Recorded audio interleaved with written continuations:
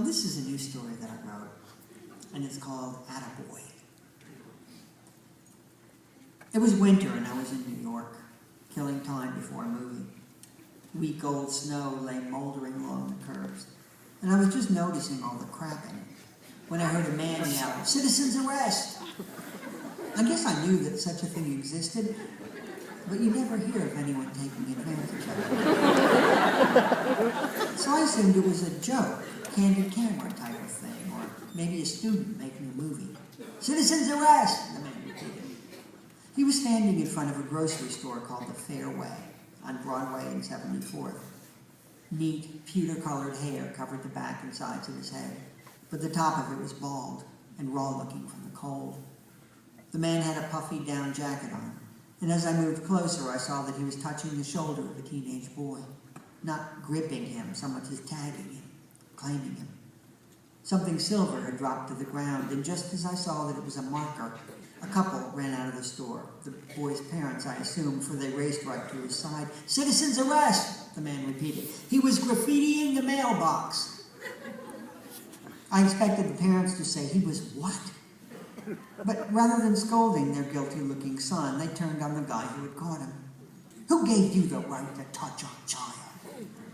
"But the mailbox," the man explained. "I saw him. I don't care what he was doing." The woman said, "You have no right touching my son." She made it sound like a sexual thing, like he had his hand up the boy's ass, rather than resting, seemingly weightless, on his shoulder. "Just who the hell do you think you are?" She turned to her husband. "Douglas, call the police." "I'm 2 steps ahead of you," he said. Watching him dial, I thought, really? This is your reaction? If I were 13, and it was me who'd been caught graffitiing a mailbox, my parents would have thanked the man and shaken his hand. "We'll take it from here," they would say. Then, in full view of the crowd, they would have beaten me. Not a couple of light stage slaps, but the real thing, with loosened teeth and muffled pleas for mercy. And that would have been just the start of it. Not only would my allowance have been cut off, but if I ever again wanted to taste freedom, I'd have had to pay for it. Every hour outside my room costing me $1, which was like, I don't know, $17 in today's currency. "But how do you expect me to work if I can't go outside?" Henry wept. "You should have thought about that before you defaced that mailbox," my father would have told me. This while my mother held my arms behind my back. And he hit me with a golf club. In the balls. Never would they have blindly defended me, or even asked for my side of the story, because that would have put me on the same level as the adult. If a strange man accused you of doing something illegal, you did it. And you might as well have done it. Or you were at least thinking about it. There was no negotiating, no parenting the way there is now. All these young mothers chauffeuring a volcanic 3-year-old through the grocery store. The child's name sounds always vaguely presidential, and he or she tends to act accordingly. "Mommy hears what you're saying about treats," the woman will say, "but right now she needs you to let go of her hair and put the chocolate-covered lifesavers back where they came from." "No!" screams McKinley or Madison.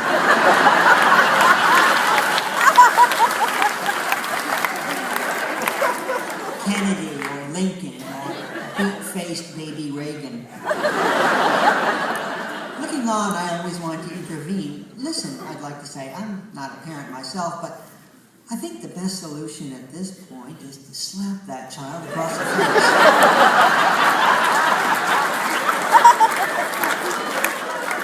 It won't stop its crying, but at least now it'll be doing it for a good reason.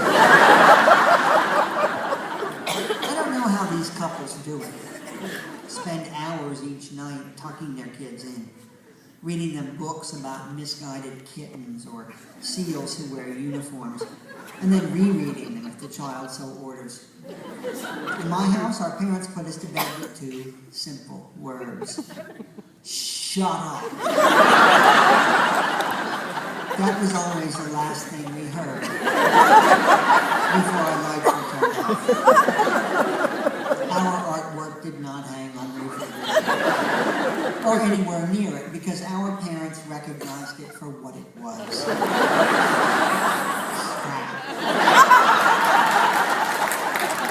They did not live in a child's house. We lived in theirs. Neither were we allowed to choose what we ate. I have a friend whose 7-year-old will only consider something if it's white. Had I tried that, my parents would have said, "You're on." Then served me a bowl of paste. Followed by joint compound. And maybe, if I was good, some semen.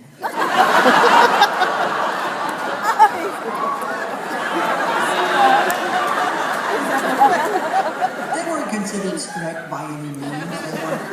They weren't abusive. The rules were just different back then, especially in regards to corporal punishment. Not only could you hit your own children, but you could also hit other people's. I was in the 5th grade when someone on our street called my mother a bitch. I wasn't doing anything out of the ordinary, she said to my father, just driving Lisa home from the doctor's appointment, and out of nowhere, this boy yelled it out. 4 months pregnant with my brother Paul, she lit a cigarette and poured herself some wine from a king-sized jug beside the toaster. "What boy?" my father asked. He had just returned from work and was standing in the kitchen, drinking a glass of gin with ice in it. Before him on the counter were some crackers and a rectangle of cream cheese smothered in golden sauce. "Oh, no, you don't," he said as I reached for the knife. "This is for me, goddammit." "But can't I just... You want an after-work snack? Get a job."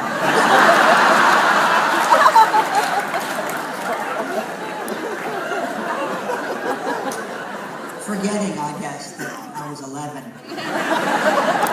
"So who's this kid who called your mother a bitch?" he asked. "Give me his name so I can go talk to him."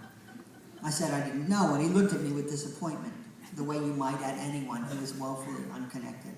"Well, can't you at least guess?" Beats me. No one on our street had reason to hate my mother. It was likely someone just road testing his new curse word. A little late, too, as our end of the block had discovered it months earlier. "It means female dog," I'd explained to my sisters, "but it also means a woman who's crabby and won't let you be yourself."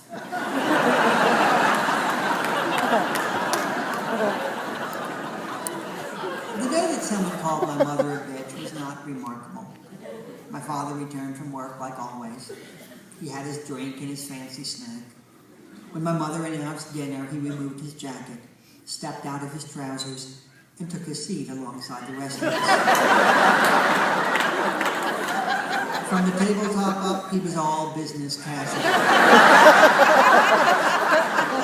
The iron shirt, the loosened tie. But from there on down, it was just brief and bare leg.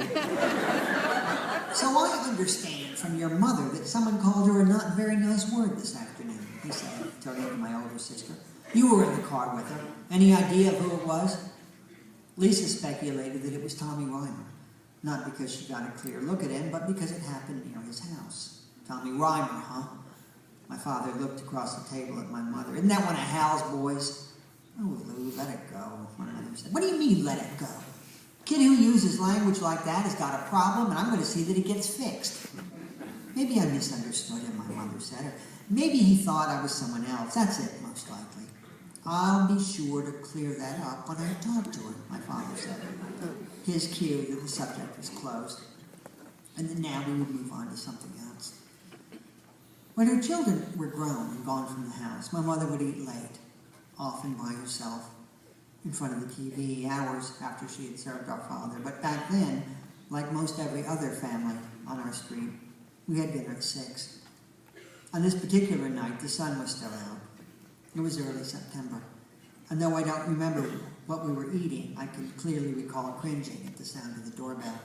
Oh, God, I thought, as did my mother and sisters. For when it was dinner time and someone came calling, it was always my father who insisted on answering the door. And on telling whoever it was, very firmly, that it was not a good idea to interrupt people while they were eating. It could be a woman from down the street, or maybe one of our friends. It might be a Girl Scout selling cookies, or a strange man with a petition. But when that door was flung open, everyone on the other side of it wore the same expression. A startled, quizzical look that translated in that gentler, more polite time to, "Where are your pants,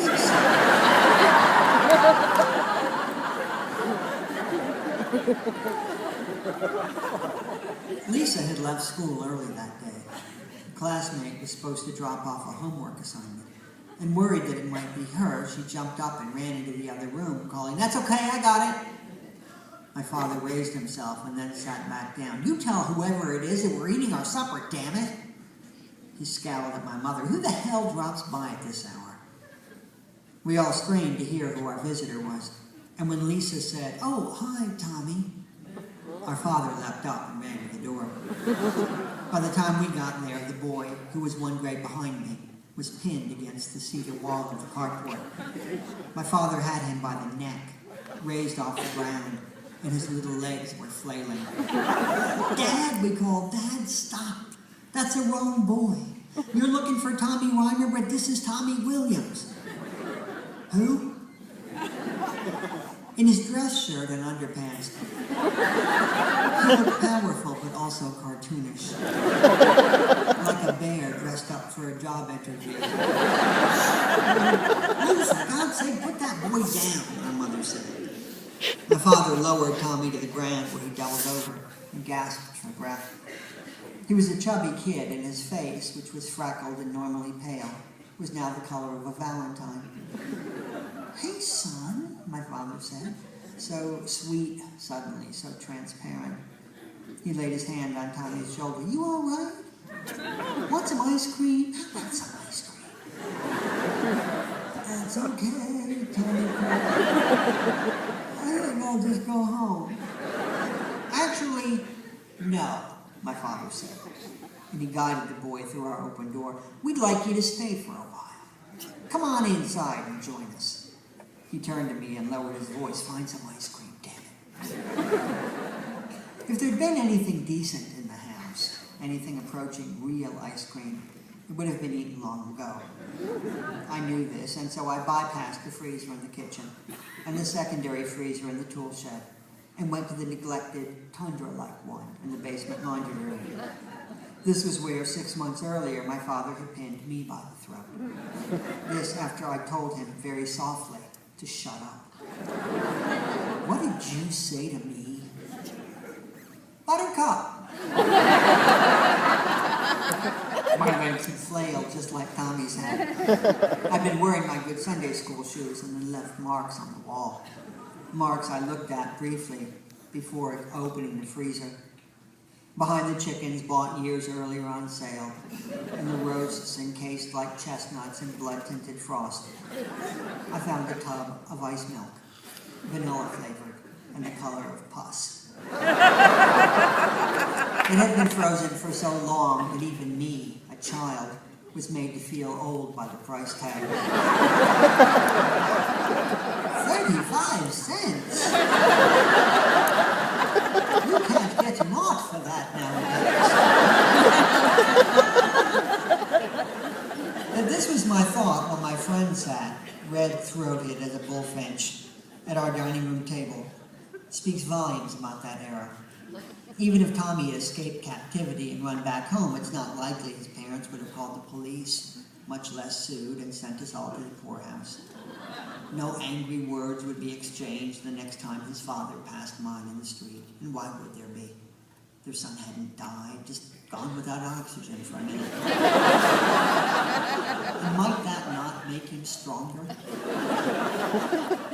On opening the ice milk, I saw that it had thawed before its last freezing. beneath an inch of what looked like snow. The texture was wrong, too slick-looking, and so hard it bent the spoon and came out in slender chips. It took everything I had to chisel out a bowl full of them, but in time I did. Then I carried it into Tommy and set it before him on the table. It was strange, him faced with dessert while the rest of us were still working on dinner. For a minute he just sat there, staring down, blinking. My father chose to interpret this as an expression of wonder. "That's right," he said. "It's all for you." "I'm sure we can even find some more if you want it." Tommy looked at us, 7 sets of eyes watching. He picked up his spoon. "There you go," my father said. "That a boy. Eat up."